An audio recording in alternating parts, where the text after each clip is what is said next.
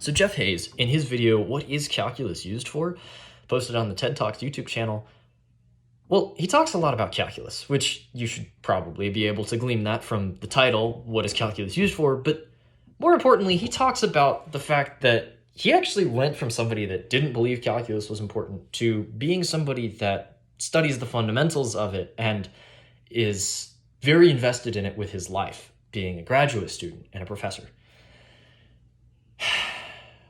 Unfortunately, I don't think he does a very good job explaining this. But let me explain what he talks about first. So he starts the video off basically explaining that in normal college, he didn't believe calculus was very important. As he got older and went into graduate school, he realized, oh, okay, there's definitely some uses for this, because his professor told him to essentially run a fake experiment using only calculus to determine how much smoke would leave a designated smoking room every time the door was open and closed for a certain amount of time. Now, this sounds incredibly artificial and like it wouldn't be useful in everyday life, but really it is. If you're trying to determine the amount of secondhand smoke that customers are going to be receiving at a restaurant, you can use the average amount of time that every door is open and the average amount of smoke that leaves the room to determine that. You can calculate the volume of that smoke cloud that leaves. It's really interesting stuff. And he fails to explain that. He fails to explain how it's done. And that's okay, because calculus is a complicated subject. I'm not going to dock him there. But unfortunately, he stutters a lot during this. He stops in the middle of sentences and just goes, right, and then continues. It's strange, and I don't necessarily think that is a good thing to do in a TED Talk. But he continues, and he talks about the uses of calculus in artificial experiments further. He talks about the example of plane wings and how efficient plane wings can be, and how we can model a 3D model of a plane wing on a computer, run a program, and using calculus determine how efficient that plane wing is and if it should be used or not. And then we can take those few plane wings that seem like they're good, and we can actually run them in a wind tunnel to test them true experimentally, which saves millions of dollars. That way we're not testing countless wings in this wind tunnel and we just use 2 or 3. The last thing that he mentions is we can actually perform very, very unethical experiments using calculus completely ethically.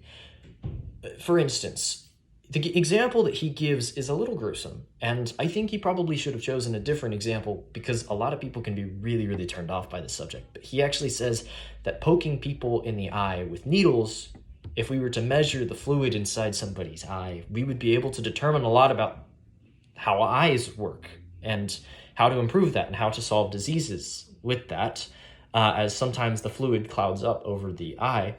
But we can do that with calculus. We don't actually need to poke somebody's eye with needles. We can just figure out how the fluid moves normally. So that's another example of calculus that he gives. But still, I don't think he does a good job of explaining it. And that's my opinion, but he's slow when he talks. He's not fast enough. He stops at a lot of unnecessary points. He brings up a lot of points that are weird and not useful in everyday life, like he's trying to say calculus is used for. He's not making his point very clear. Now, I do think that he does a good job of giving the information. I think the information that he's giving is good, and it's accurate, and it's clear that he has the credentials to be using that information. He explains that he is a graduate student, and you can assume that he's good at math, and he knows what he's talking about. That being said, how he says the things that he's saying, and unfortunately, some of his content isn't great. I mean, I don't want to listen to somebody talking about poking somebody in the eye with needles. I think there's better examples he could have given. With that, at least. And I think there's better examples that he could have given than the smoking example.